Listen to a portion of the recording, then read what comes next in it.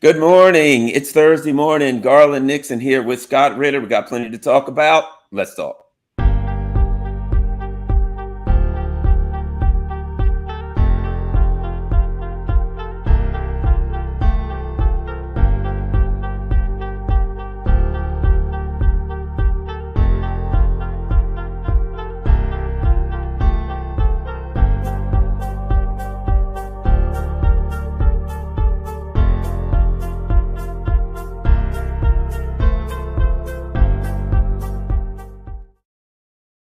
All right, Garland Nixon here with Scott Ritter. And most importantly, before we get going, don't forget, if you want to see all of Scott's good works, go to Scott Ritter. This looks a little weird here.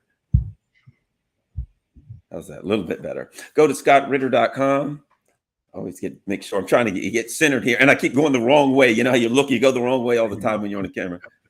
I get confused. At any rate, so Scott Ritter does a lot of good work all over the place. And he's writing, he's doing videos, he's traveling, you name it, documentaries. Go to scotritterextra.com. That's scotritterextra.com to see all of Scott's work. And don't forget, when you're there, make sure you help out by donating. There's ways to donate, and make sure you support Scott Ritter because he's doing a lot of good work. And of course, like everybody else, he's got a family, he's got to pay the bills. Maverick's running around there barking. He's looking for his next.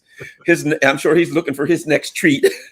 So make sure scotritterextra.com. Make sure you donate. I mean, you watch Scott, he's all over the place. He's on everybody's show, and hey man, it's not easy. So that's what he's doing, and help keep him going. scotritterextra.com. All right, Scott, let's start here.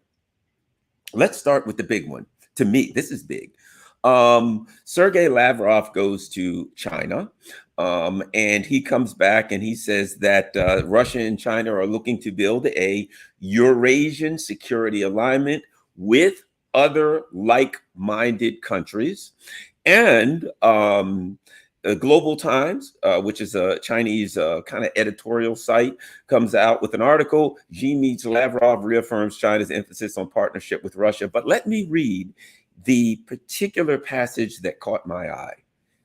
Quote, this is from Global Times. China and Russia will not target any third party, but if hegemonic forces threaten China and Russia or threaten world peace, notice that, threaten Russia or China, or threaten world peace, China and Russia will stand together, quote, and fight, right? Stand together and fight to protect their own interest and safeguard world peace together. This is from Global Times. For some time, Russia and China have been talking about their strategic alliance. They've been saying, we don't want to form blocks. We don't want to, blah, blah, blah, Cold War. I think times are a-changing, and it sounds to me like Russia and China are, look, let's be honest, they're recognizing a threat. And it sounds like to me they're ready to send a message that says, look, if you're going to fight us, you're going to have to fight both of us. Anyway, how do you interpret that, Scott Ritter? Well, I mean, I interpret it the same way you do. There's an old saying about Russians, slow to harness, quick to ride. Yeah. There's, I would imagine somewhere there's a saying that applies to the Chinese that says they're even slower to harness, but once they get harnessed, quicker to ride. This is not a natural alliance. The fact is they don't call it an alliance. It's something that's greater than an alliance. Is limitless, but it's purely circumstantial, and the U.S. made a huge strategic mistake. I mean, I always go back to, February 4th when Putin flew to Beijing and met with Xi Jinping on the eve of the winter, the Chinese Winter Olympics, the Beijing Winter Olympics. And I just say, rather than Biden staying home and throwing darts and playing stupid games, about Ukraine, Biden should have gone to Beijing and just nip this thing in the bud. Because had he gone to Beijing, Xi Jinping would have had to have met him, and Putin would have been on the sidelines. You wouldn't have had this opportunity to begin a process that is irreversible now. It can't be reversed. And I say this after watching China being very hesitant about overcommitting to Russia. That's why there's no treaty. They say it's better Mhm. than a treaty, but it also gives them tremendous flexibility to do whatever they want to do. This statement that is just made is a commitment. It's a declaratory policy statement, and it's very, very bad news for the West because now we have a situation where, and again, the other problem with the West is normally you're looking for the treaty text. Well, wait a minute. What exactly did China commit to? What exactly did Russia commit to? We don't know because it's greater than any treaty. It gives it more freedom than a treaty. But this proves that trying to take on Russia and China at the same time in an effort to drive a wedge between them is the dumbest policy in the world. And that, of course, has been America's policy. We've been trying to get the Chinese to back away from the Russians, but we treat the Chinese just like we treat the Russians in Ukraine. We treat the Chinese in Taiwan the same policy. And so after a while, the Chinese are going, okay, our Westphalian sensibilities do not lend themselves to what Russia's doing in Ukraine, but you guys are, what you're doing with Russia and Ukraine is exactly what you're planning on doing with us in Taiwan, and we don't want that.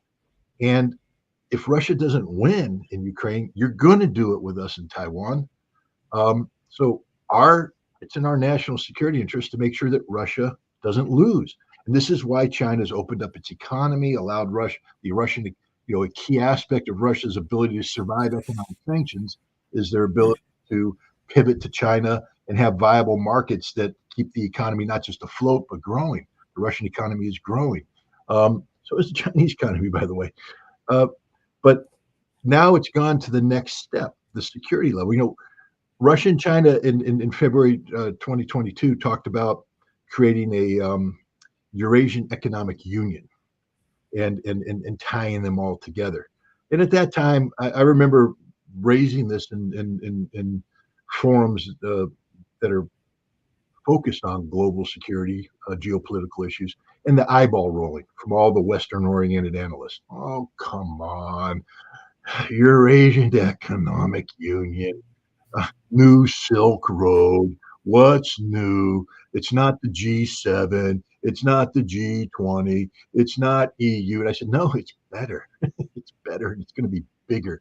And one of the reasons why it's going to be bigger is that China's involved. And China's got like the biggest economy in the world, the biggest potential, a consumer base, manufacturing base. And now they're going to plug into a part of the world that nobody's plugged into before. And it's just going to make them stronger.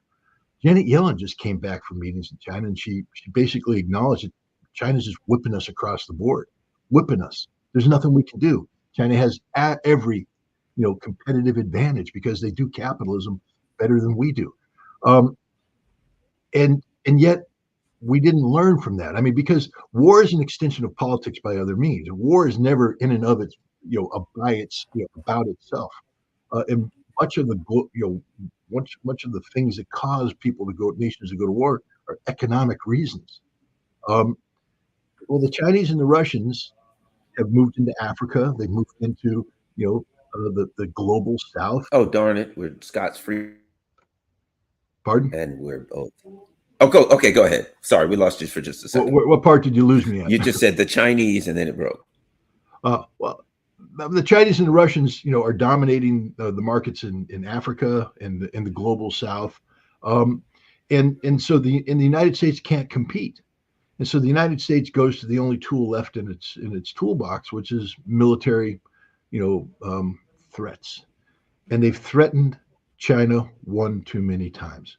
The stupidity of whatever idiot in the Pentagon said it's a good idea to put 50 special forces on an island 5 kilometers off the shore of the Chinese mainland, to permanently deploy 200, 300 special forces onto Taiwan, to continue articulating policies that make it look like we're preparing to assist Taiwan to wage a war against China.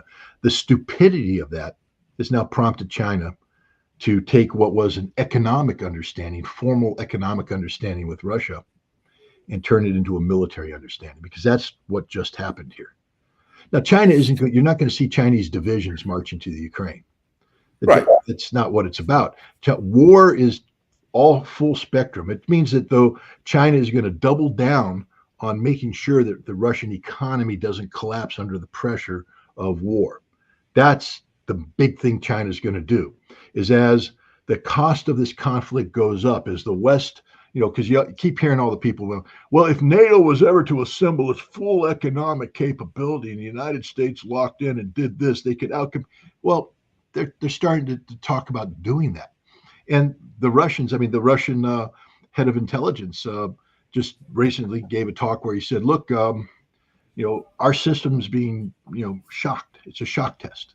We're going to pass it, but we are under pressure. Russia's under pressure. Let's not pretend that everything's hunky-dory. Russia's under pressure, a lot of pressure, the kind of pressure that normally makes national economies break. And what China just said is, you're not going to break, Russia. We're here for you. We're here to do whatever it takes to ensure that your economy continues not just to be stable, but grow in these difficult times. We've got your back. And that allows Russia to focus more effort on the military, getting its act together. And they are. The West, remember how they were defeating Russia? Now the West is going, wait a minute, their military is growing. They've got all the equipment in the world. We're in trouble. Yeah, you're in trouble. But the other thing it sends is that if the United States now, and all the war plans that we had going up against China and Taiwan, I can guarantee you none of those war plans said Russia. They didn't. They just went, China. We're going to play with China. And we lost all the time anyways. But now in the war game that we lose all the time, we now have to add Russia, because Russia will be there for China. There's no such thing anymore. The Pentagon has to throw away all of its plans, because from now on, wherever we go against China, South China Sea, we got the Marine Corps out there pretending that it's going to go into island hopping campaigns again. Nope, Russia. However we think we're going to challenge the Chinese, Russia is now part of this equation. Iran, I'm sure we're going to talk about this later on, but we may wake up, tomorrow. Today. Well, I'm already awake, but yeah. I may be woken up again to find out that Iran has launched a retaliation strike against Israel that creates a cycle of escalation that leads to a general conflict that could put the United States against Iran. That's a threat to international security. Remember, Iran didn't start this fight. Israel did. And now if the United States gets involved, it's not going to be Israel and the United States versus Iran. It's going to be Israel, the United States versus Iran, Russia, and China. Different equation altogether. This is a game-changing event, and you're right to put it on the front burner like this. And let me read what Lavrov said. So the Chinese said that. That's just so. Lavrov said both Russia and China aim to strengthen security in, again, Eurasia, while the existing platforms of Euro-Atlantic security, NATO and the OSCE, have exhausted themselves as relevant structures capable of meaningful negotiation based on the balance of interests. So now, even now, they're saying what we like to do is negotiate based on everyone's interest, but they won't do it. So here's the quote. The task of forming Eurasian security is called for. President Putin mentioned this in his address to the Federal Assembly. So he's doing, apparently, as Putin has said, this the forming Eurasian security is necessary.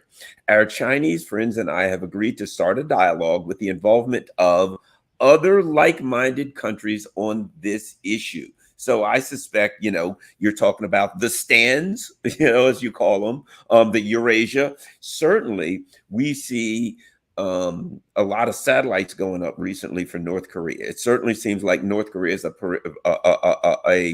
point of interest. North Korea, of course, has a border with Russia. North Korea has a border with China, has a history, and they understand that the U.S. is looking at Taiwan, but it's also, looking at South Korea, etc. Your thoughts on the discussion about not just Russia and China, but Eurasian security? As you said, that certainly sounds like it could involve Iran. And I recall reading Ibrahim Traore in Central Africa there, the Sahel region, where they're building a coalition of countries. What's very interesting is when Burkina Faso said, hey, we're out of this France crap, and then France and ECOWAS said, well, you know, we might just have to invade you. Niger, Mali, all of these countries came together and said, well, then you're going to have to fight all of us. Algeria then said, we're in. And the Algerian defense minister suddenly showed up in Russia to meet with Shoigu. And I'm thinking, okay, sounds to me like, again, a coalition supported by Russia. It sounds I wouldn't be shocked to see a African contingent of this Eurasian security organization. Anyway, your thoughts about the potential in what we're looking at here as far as other countries involved, Scott? Well, it's since you close with Africa, let's start with Africa, then we'll move to Asia. You know, this time 4 years ago, West Africa was a French-American enclave. You had thousands of French troops in Niger, thousands of French troops in Mali, thousands of French troops in Burkina Faso, thousands of French troops in Chad, thousands of French troops in Senegal. These are all French-speaking West African Sahel states. Today, French troops have been evicted from Niger, Mali, Burkina Faso, and they've come together and formed a formal security alliance. Senegal just had an election, not a coup, an election where they put in a anti-French president who is kicking the French out, and he's looking at Mali, Burkina Faso, and Niger saying, I want some of that action. Chad has just said, hey, we're thinking about joining this as well. And as you pointed out, there's Algeria, which may not become a formal member of it, but Algeria made it clear that if ECOWAS and France was to move against this Sahel alliance, that Algeria would provide military support, and they went to Russia to create the conduit for that, meaning Russian equipment would fly into Algeria, flow through Algeria, and be disseminated. Today, Russia owns West Africa. It literally owns it. I mean, they don't own it the American way. They own it because everybody's inviting them to come in. Imagine that, where you don't have to go over there and strong arm people, threaten people, coerce people, bribe people. They just say, hey, Russia, come help us. And Russia's doing it. And, you take a look at Mali, where Wagner went on the ground. You read all the Western press. Wagner's out there committing war crimes and atrocities and murder. No, Wagner's winning a war that France refused to fight. And Mali is taking control of the sovereign territory and reestablishing central governmental control over areas that have been rebel held for decades. Niger, the same thing. Burkina Faso, the same thing. Russia is helping them. Senegal is saying we might want some of that Russia stuff too, and Chad may as well. And Chad's no nation to shake a stick at. I mean, the United States and France have been using Chad as a vehicle to, as sort of a mercenary army. If you look at the fighting that was taking place in Mali and in Niger, et cetera, that Chad was providing the frontline soldiers that were fighting. And the U.S. Army used to train Chad. France used to train Chad. Not anymore. Chad's tired of this stuff, and Chad's talking about moving over to this. So, and wherever Russia's security is, yes, there's Russian business, but who's doing most of the business in Africa? China. And so now China is going to come in. So you're seeing sort of this new, because China's not really in the military power projection business. Right. Russia is getting better at it.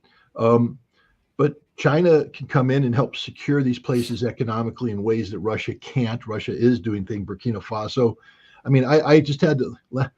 The guy, the head of Burkina Faso, went to the St. Petersburg International Economic Forum last year, shook hands with Putin, and then had the audacity to say, "Hey, we want a nuclear power plant."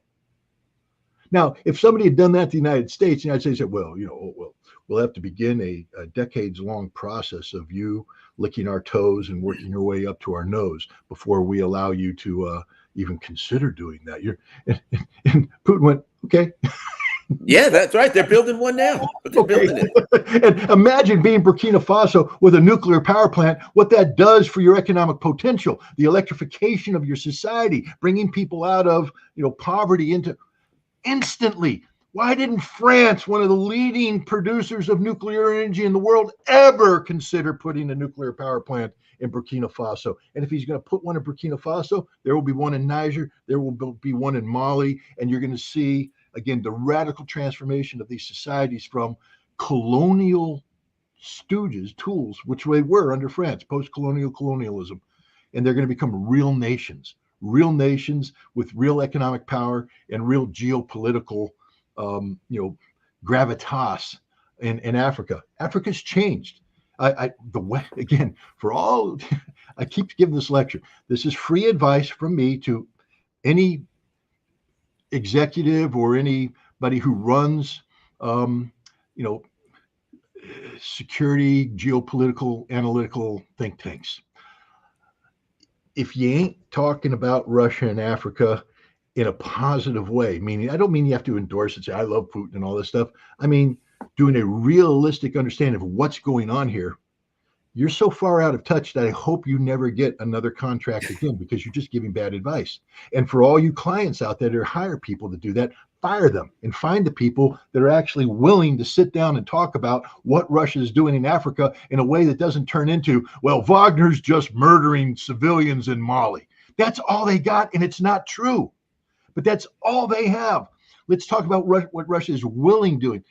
I went to a meeting with at the Russian ambassador. It was a Russia-Africa night, and so you sit down and you listen to Ambassador Antonov, and it's a good speech. Look, he's the Russian ambassador. He's spinning it in a way that's positive for Russia.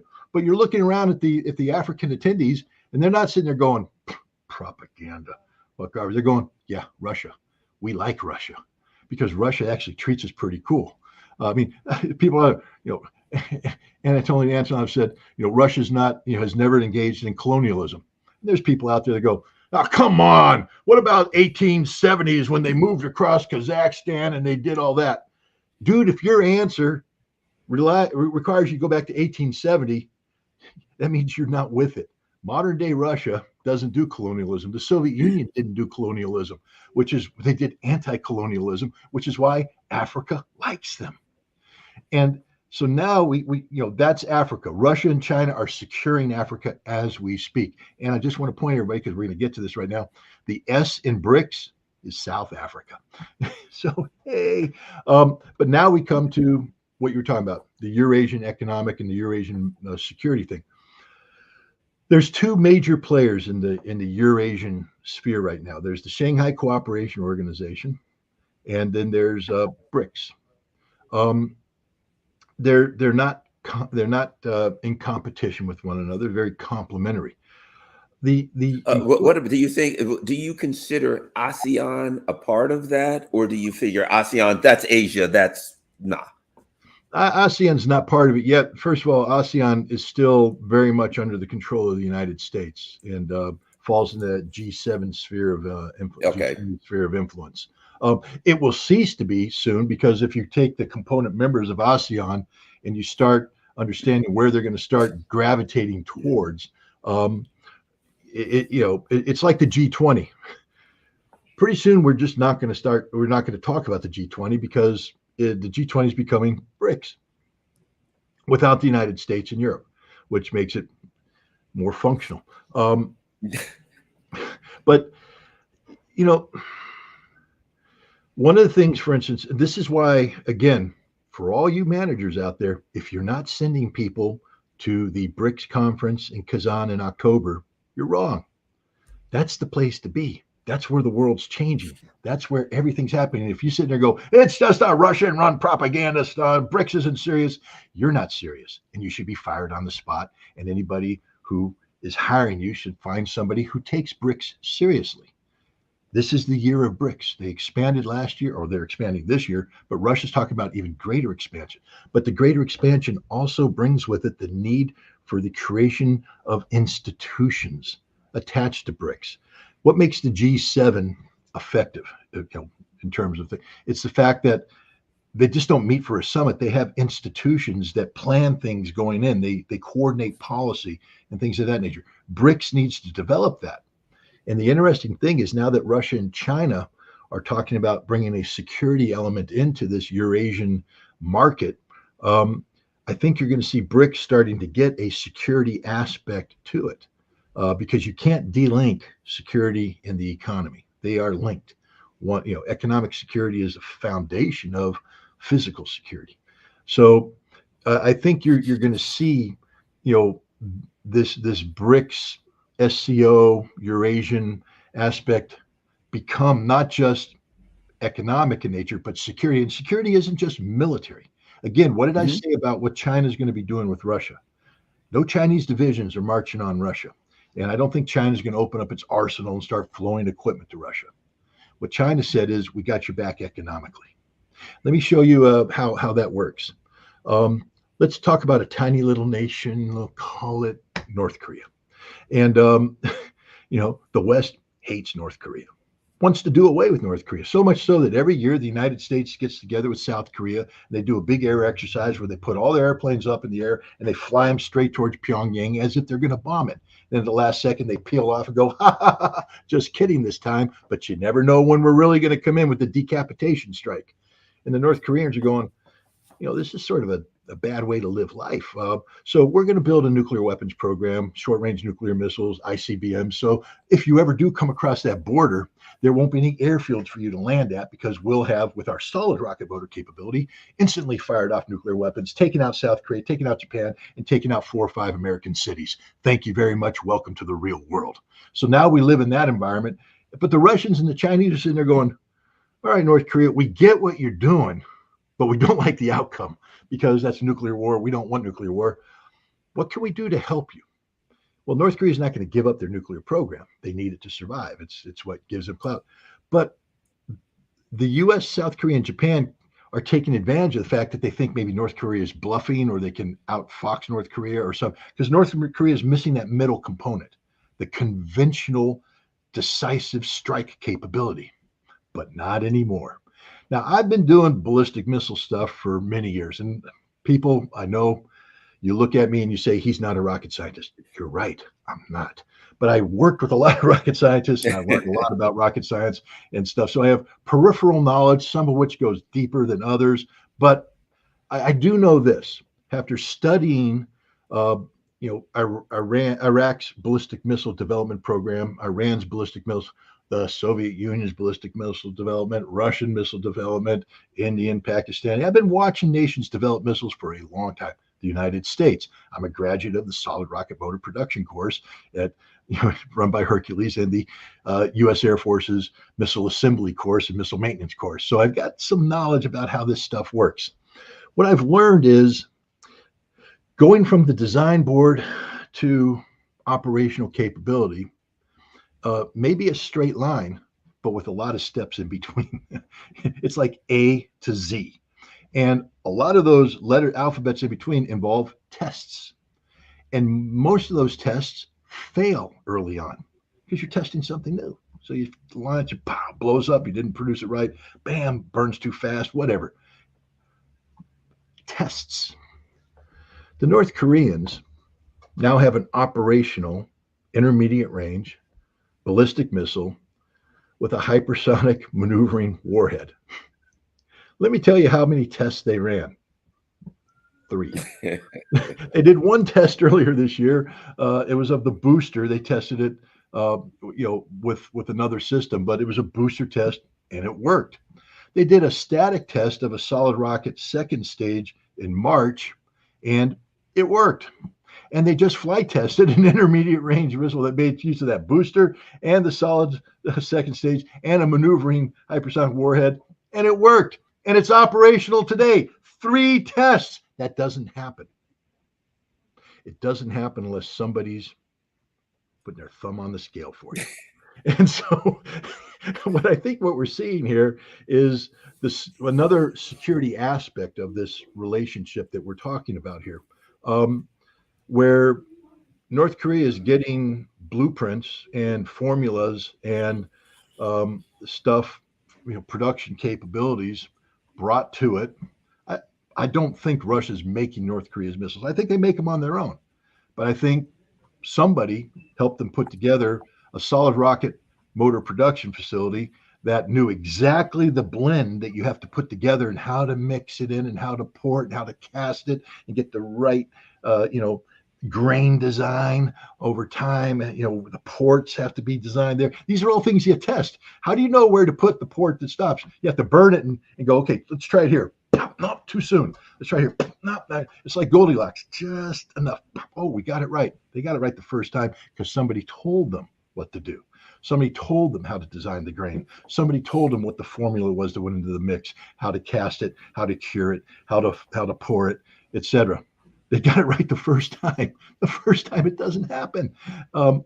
Somebody helped them with every aspect of this, the integration of it, because look, the United States has tremendous capability. We can't get a hypersonic missile off an airplane because we haven't figured out how to integrate all this stuff. So every time it drops, it doesn't fly or it burns and it goes crazy or whatever. We haven't mastered this. The North Koreans got it all right. The production, the integration, everything the first time.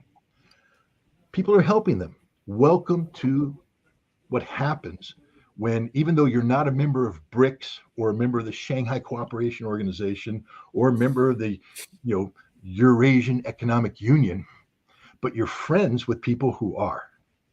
Because North Korea's economy, which we used to sanction the heck out of, and we got the Russians and Chinese to play that game, it's not a sanctioned economy anymore. The gates are wide open to Russia and China. Stuff is happening, and they're doing well. This is the benefit of a security relationship with Russia and China. Russia and China aren't going to do North Korea's dirty work for them. North Korea has to do that. But they're going to facilitate it because it's in their security interest. They have now, and you talked about satellites. North Korea has been launching satellites. Now, South Korea and Japan have been launching satellites. The United States has been launching satellites. And, you never heard North Korea go, oh my God, the sky's falling. North Korea's like, yeah, we got that. Okay, we got an anti-satellite capability. We'll shoot those down day one. That's all right. But now North Korea has launched satellites, and you got the Japanese and the South Koreans just freaking out. Why? Because now North Korea has the ability to update its target list every 24 hours. Now, if all they have is nuclear capable missiles, you're still into that area where you're going, well, but are they really going to do it? But what happens when you have intermediate range hypersonic missiles? It can't be shot down, by the way. Patriot can't get them. THAAD can't get them. SM-3, Aegis, nothing can get them.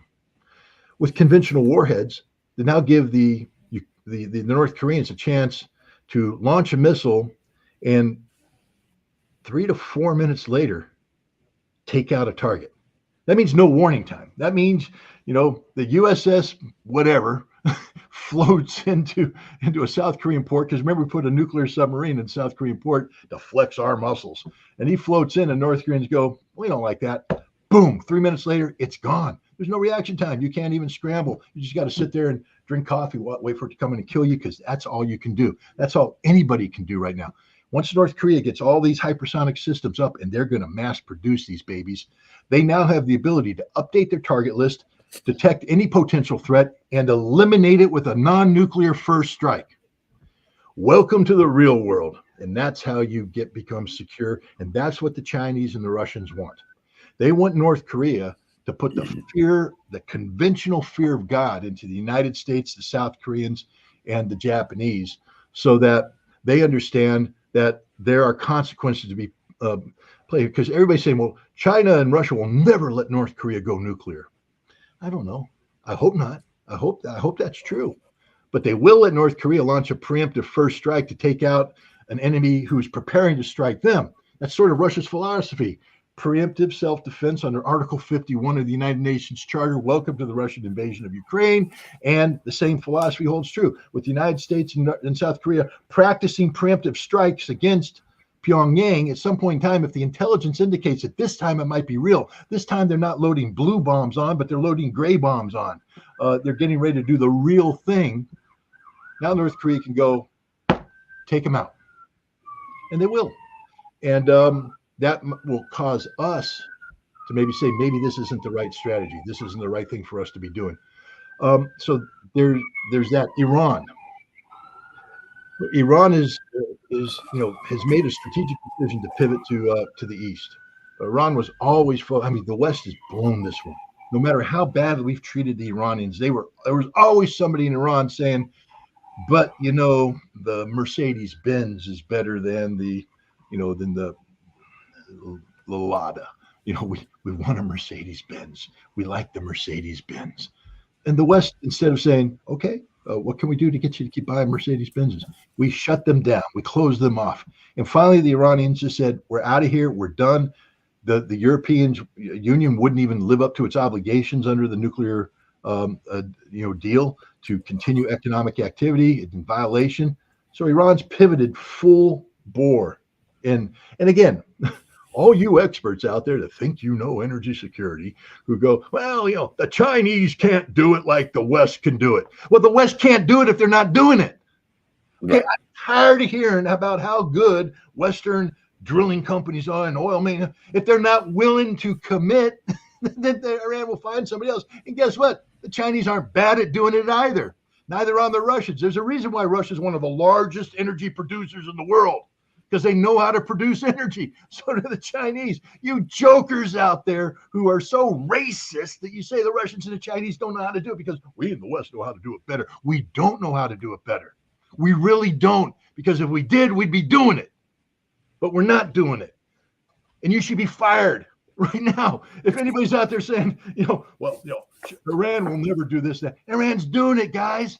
They don't care about you anymore. All these idiots in the West, these closed-minded analysts who are so Russophobic and Sinophobic, and they hate Iran, and they've just created this own little universe where they lie to themselves over and over again about how great and good and powerful the West is, how much capability we have, and how we are the exception, and we are essential, and the world can't live without us. The world's living without us right now. Brics is living without us. The Shanghai Cooperation Organization is living without us. Russia and China are living without us. Iran's living without us. They've pivoted. They're moving in that direction. Guys, this is this whole Eurasian economic thing is not just an economic engine that's self-contained, that doesn't need anybody else. That's the beauty of it. It doesn't need anybody else to succeed. It doesn't need America. It doesn't need Europe. It doesn't need Australia. It doesn't need Japan. It doesn't need anybody but the team that's there, and they will all profit. But here's the more dangerous part. As Janet Yellen just found out, they're going to become so powerful, so much economic potential, that they're going to outcompete us everywhere. So they're going to be there chugging along, doing great. And they're going to go, Africa. Africa's going to go, sign us up. Now imagine if you're South America. Imagine you're Argentina and you just opted out of Brics because you've got some idiot libertarian that thinks that he can shut everything down and make it work overnight. And it's just not. And you're going to go into free fall and collapse. And you're looking up at Brazil going, wait, you did that Brics things and things are working out pretty good. Chile's going to go, wow, that Brics stuff's pretty good. Everybody's going to start saying, we want some of that Brics action. Guys, can we join? We just lost South America. We're losing Africa. We've lost Africa. We're going to lose South America. You brought up ASEAN. You think all those nations down there are going to sit there and play with the United States?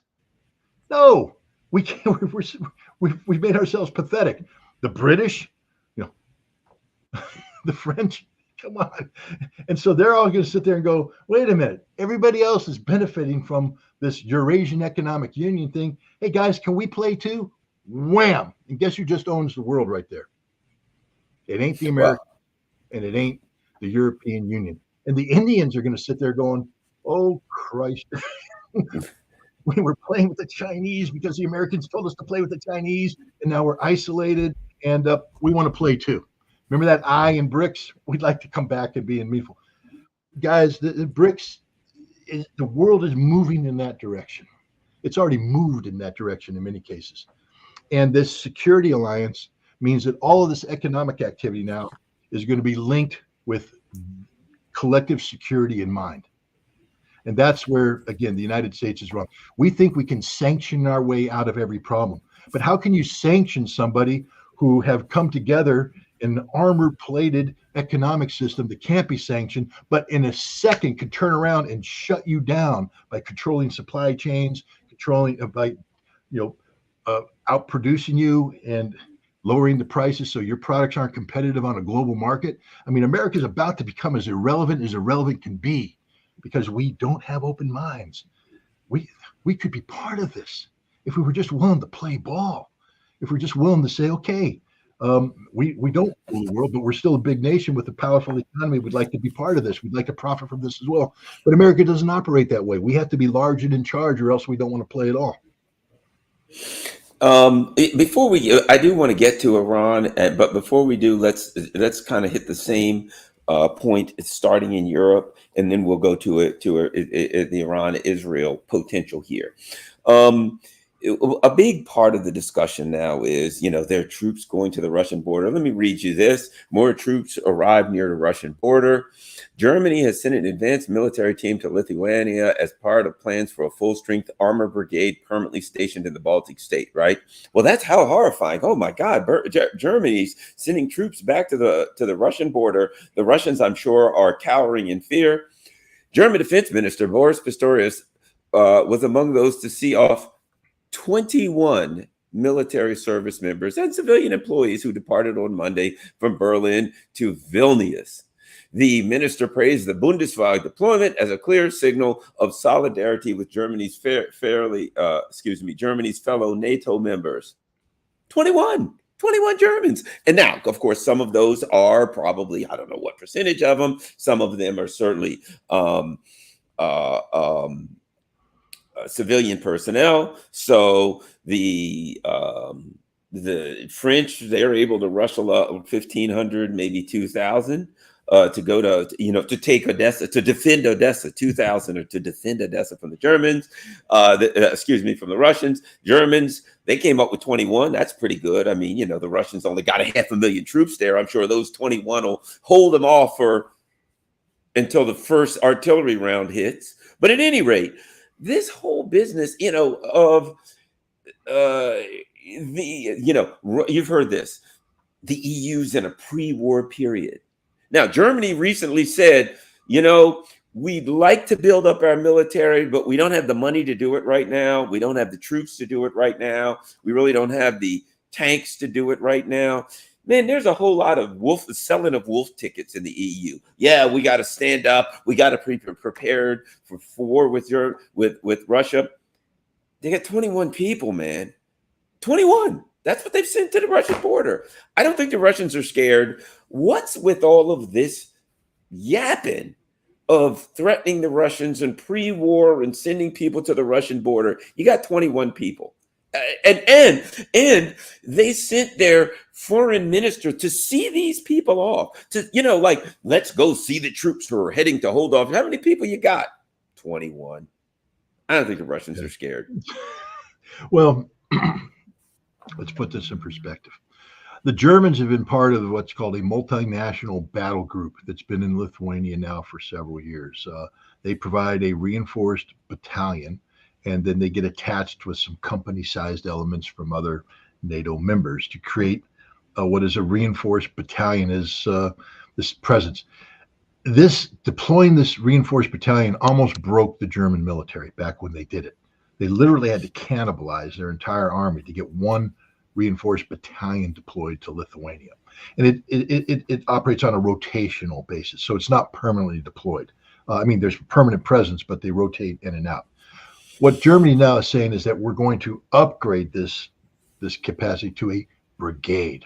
And they've created a new brigade. I think it's the 45th Armored Brigade, the 45th Lithuania Armored Brigade. So they're going to have a little armband, sort of like what the Nazis used to do. It's going to say Lithuania on it because it's permanently deployed to Lithuania now. Now, this is a brand new headquarters, and the guys they sent, the 21 that they sent, are the advance party, and what they're going to do is they're going to go negotiate leases to get the basing down, to start doing the contracts to build the housing. Up to 1/3 of the German forces deployed to Lithuania, because it's a permanent deployment, will have their families go with them. So you need base housing, and you're going to build up this infrastructure. You've got to have logistics, maintenance facilities, the whole thing. So they're going in there to begin all that. They're going to be updated sometime next year or later this year to like 120. The idea is to get about a 500 strong headquarters element in place, ready to receive 2 battalions. One is an armored battalion. One is a mechanized armored battalion. They've already identified the two. Neither one are operational right now, meaning they exist, but they can't even get out of the barracks to do exercises right now. Non-deployable. But they've got to get these 2 battalions up to speed. They got to equip them with stuff that works. Pistorius said, we hope to be able to complete this by 2027. We hope to be able to complete this by 2027. They don't even know if they can get the damn battalions out of the barracks, let alone deploy them to Lithuania. But these 2 battalions the idea is that they would deploy along with some, I guess there would be brigade artillery contingent and some logistics and engineering that would come in. And they would fall in on this battle group, which will be then reformed into a permanent battalion, the 3rd battalion. So you'll have a 3-battalion task force with brigade forces, a total of 5,000 troops, hypothetically available in 2027. Now, these are German troops that are going to be deployed in Lithuania. They have to build their own logistical capabilities. I'm just trying to bring this up, so I want to point out that once a war starts, this brigade will be logistically unsustainable. It's not a plug-in, plug-out brigade with the Lithuanian armed forces. So they're not going to sit there and go, okay, Lithuania, you're going to give us everything we need to fight and survive. First of all, Lithuania doesn't have an army capable of doing that. The other thing is, you know what the life expectancy of an armor brigade is in high-intensity ground conflict like we're seeing in Ukraine and in Russia? 3 days, 3, 4, 5 days, 5 days at the max. But you'll lose combat cohesion, combat effectiveness after 3 days. So the Germans have 1 brigade in Lithuania. And if the Russians ever decided to shoot the Sawicki Gap between Poland and Lithuania and blow out and create a land corridor connecting Belarus with Kaliningrad, the German brigade would have a survivability factor of 3 to 5 days, but that's assuming that it has effective combat units on its left and right flank with adequate air support, etc. But if it's by itself, it's dead day 1. So This is purely a symbolic move by the Germans that they don't even know if they're going to be able to pull it off. Where are they going to get the operational tanks to do this? Because they scrapped all their real tanks to get that 1 battalion going to Lithuania. Now they have another battalion coming in. Do you have those tanks? You've given a lot to Ukraine. What do you have left? And you can't produce new ones because no matter what Rheinmetall says, the price of steel is too high. Pistorius has had to acknowledge that. We can't produce new tanks. We can't afford to produce new tanks. Where are you going to get the new tanks? This is not even, the Germans may not be able to pull this thing off. And if they do, they're going to deploy 2 battalions. They're going to be under-equipped and incapable of real combat action. So it's going to be this House of Cards brigade in Lithuania that is gone. The same with the French. They've just earmarked the 126th Infantry Regiment or something of that nature. I think their last real combat was in the invasion of Russia back in 1812, where they were annihilated. Now they're talking about sending these guys to Ukraine. I'd be surprised if the French did it because it's a suicide mission, but Macron, being stupid, has earmarked this. I think the unit will probably make it to Romania because the French, we're talking about reinforcing the battalion that they had in Romania to a brigade size sometime by next year. So I think we're going to see that happen, but I don't think we're going to see the next step. I don't think Ukraine will be existing by the time the French would be ready to deploy that. But here's the reality. Germany and France are the 2 powerhouses of Europe, economic and military. Can't even get a brigade deployed out there. 21 guys. Germany came up with 21 guys, although some of those are civilian employees. So I'm sure they could give the Russians civilian employees a tussle with those 21 guys. They might be in better shape than the German soldiers. I mean, because they might be able to go to the gym in the morning. The German soldiers have to get up and do their woke stuff. They have to do, sexual harassment training. They have to do gender awareness training. They have to do. Right. I'm curious about this because this is all NATO standard now. I've talked to Marine officers, and they're just like, I said, I talk about the training I used to do back in the 1980s, where we were in the field all the time. That's why we're pretty good at what we did. And I said, how much time do you spend in the field? No, can't go to the field because I have mandatory training I have to give. Things that have nothing to do with lethality, everything to do with what do they call it, DEI or something like that. It's all about DEI. It's not about killing people. We're not even allowed to say killing people anymore. We are rendering them life inefficient. Yeah, exactly. So no, but NATO is a literal joke of an institution. And for all those people out there that say, well, there's always air power, and all the people that talk about air power always talk about Kosovo.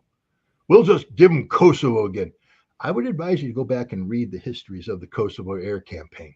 It was an embarrassment for NATO.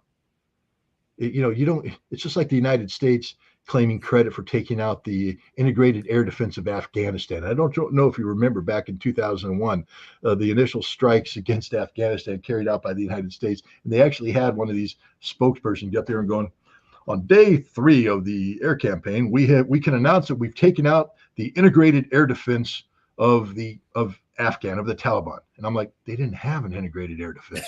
What the hell did you take out? And why did it take you 3 days?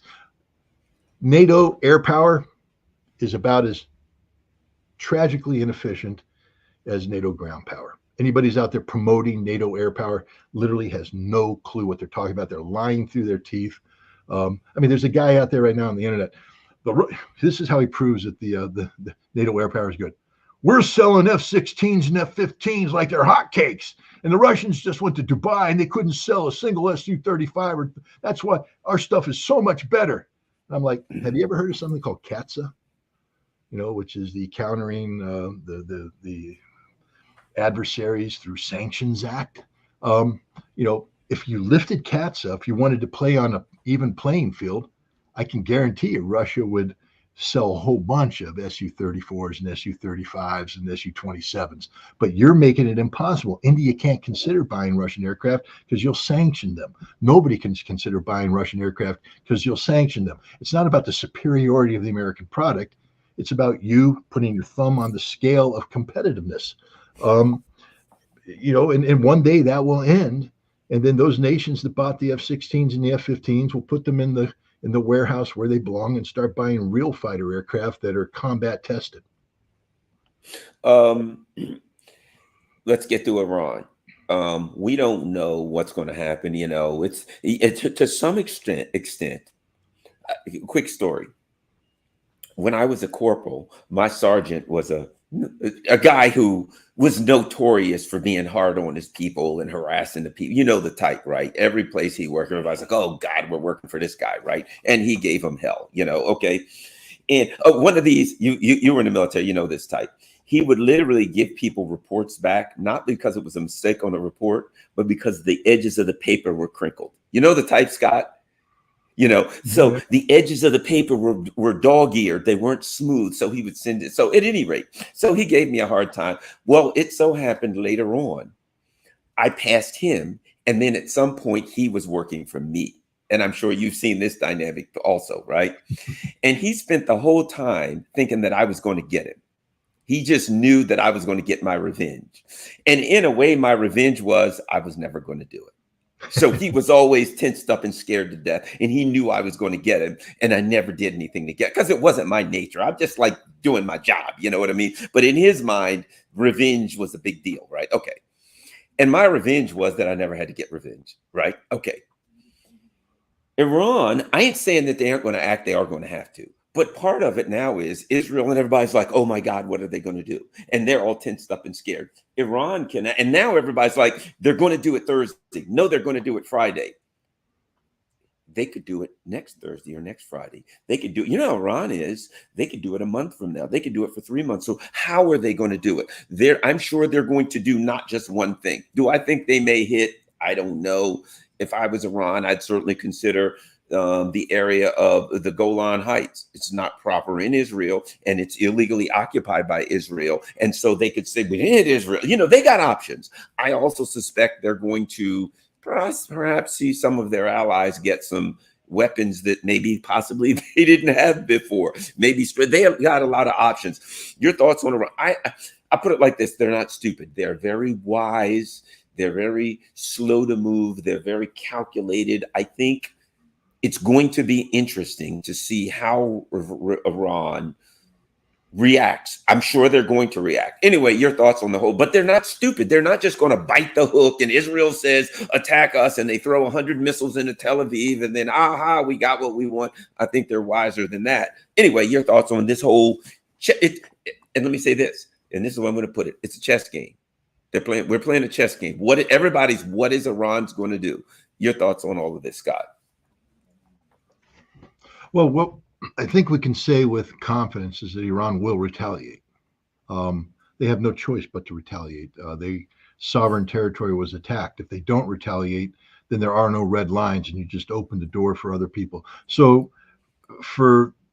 only for the reason that they need to reestablish the credibility of deterrence. Deterrence only works if the other side, anybody getting ready to do something against you, believes that there will be a strike against you that will be so painful that you don't want to do this to begin with.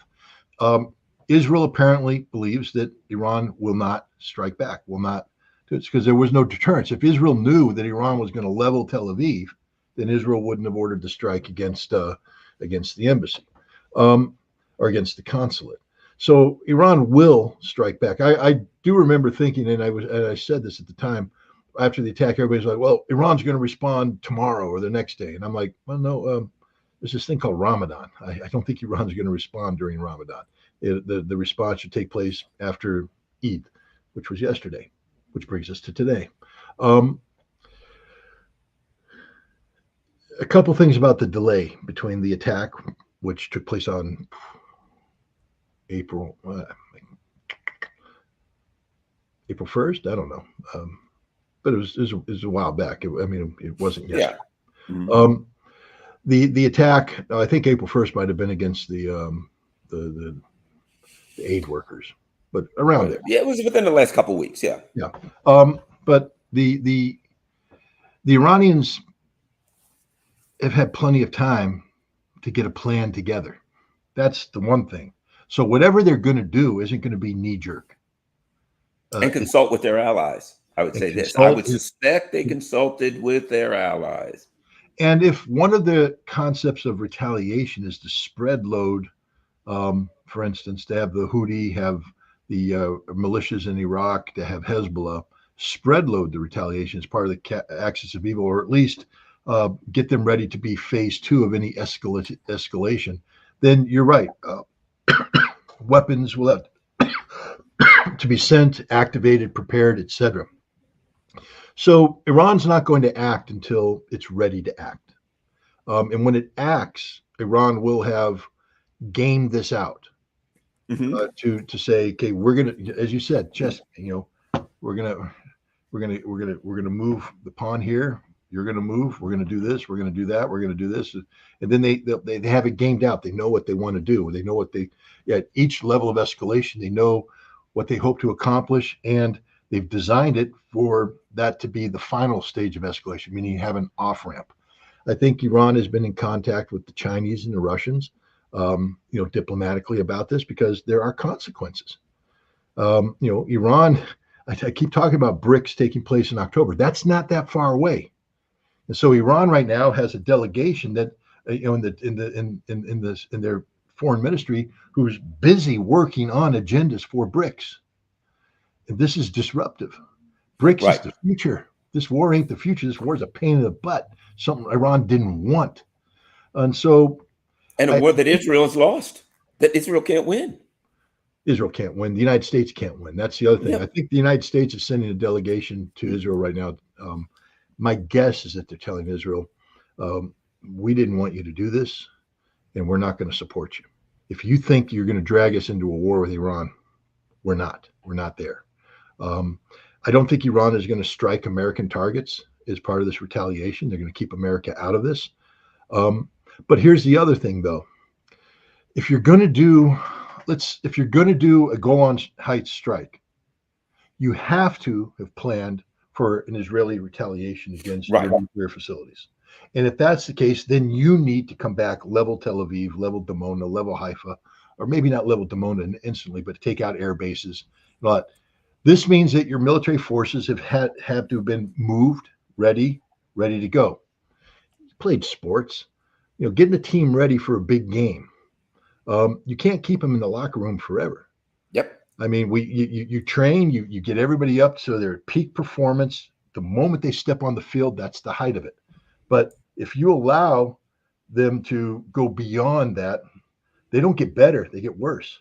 Right. And so if I were an intelligence analyst today, I would be looking at Iran's preparations. I'd be looking at, you know, have they put people underground? Because again, what's efficient in wartime because of survivability is inefficient in peacetime. You don't want to go to a wartime footing and just sit there indefinitely because you become less and less efficient. Everything starts to degrade. So have they gone to a wartime footing? Have the forces gone to forward areas? Have missiles been moved out and are in the vicinity of launching pads? Because if that's the case, Iran's coming at you soon. But if none of that's happening, if Iran is still, you know, moving, talking, and all that stuff, then Iran's going to wait. And maybe their lead punch won't be from Iran. It'll be from a proxy that they're building up. The Iranians are very smart here. Iran didn't spend the last 4 decades fighting sanctions. And at the moment that this Eurasian Economic Union opportunity raises its head and Iran can now pivot and be engaged economically with part of the world that doesn't care about Western sanctions, and they can bring the promise of economic prosperity to their people, the moment they cross that threshold or move in that direction, throw it all away with a war with Israel that they didn't want. So Iran, when Israel's already lost. Yeah. You know what I mean? Yeah, they don't have to fight this. Israel is destroying itself. The strategic objective of Iran to see the destruction of Israel is being achieved. Israel's committing economic suicide, political suicide, military suicide, PR suicide. Yeah, they've lost the world. So there's no imperative for Iran to strike other than setting deterrence. Mm-hmm. And so I think we have to factor all of that in. The wild card here isn't Iran. The wild card is Israel and what Israel is going to do. And, you know, I think at some point in time, Netanyahu has got to be seen as the greatest threat, not only to international peace and security, but the greatest threat to Israeli security by the Israelis. And he's going to have to go. They have to shut him up. They have to shut this coalition down that's governing Israel, and get people in there who are more concerned about what Israel is going to look like in 10 years, if there's going to be an Israel in 10 years, than they are about scoring cheap political points by blowing up a consulate, killing civilians in Gaza, you know, blowing up a house in Lebanon. Because that's all Netanyahu is about right now. He's about destruction, continuing himself as a wartime leader. It's unsustainable. So Iran's not the wild card here. Iran's the responsible party here, but they're very serious. And if Israel wants to play the game of retaliation, you know, once that becomes clear, then Iran will have to solve the Israeli problem before they can get back to all this. Whatever happens here, it's either a problem that's not going to blow out of control, or if it does blow out of control, it's going to be solved now. Iran's not going to allow this conflict or the threat of conflict to hang over it forever. So the ball's in Israel's court, and this is where the United States comes into play. I'd like to know more about this delegation that's flying out on an emergency basis to Israel today, what their orders are, what their instructions are, what they're going to tell Israel. And I'd also like to know what kind of phone calls the United States making to China and Russia, trying to get them to call the Iranians and say, keep this thing damped down. We don't want this to get out of control. Yeah, because here's the thing that the Biden administration knows. This is a position, you've heard me say this before, but there may be listeners who hasn't.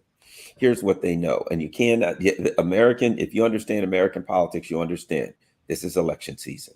And internal politics is what drives American politicians, first and foremost, before foreign policy. And while Joe Biden is certainly concerned about the billionaire Zionists that fund his campaign, here's what he knows. And you know this, Scott. You get high gas prices in America, politicians are done. And he knows that even just the talk of conflict with Iran right now is causing oil prices to go. God forbid that something breaks off and then the Yemen says, all right, Red Sea's closed completely. Done until further notice. Iran says Straits of Hormuz is completely mined and it's a war zone. Well, guess what happens then? All of the shipping insurance companies say, we're not going to cover you in a war zone. If you go through there, you're on your own. Well, now the shipping companies don't say. And guess what happens at that point? the economy in the West collapsed. We're paying $12, $15 a gallon. And at that point, the Biden administration is done, finished through. They know that Americans will respond to gas prices and economic collapse there. So that's the one thing the Biden administration knows. So I think this is about how do the resistance forces do something that they've consistently done. They've controlled the escalation ladder. They knew there was going to be escalation, but they've controlled the escalation ladder, right?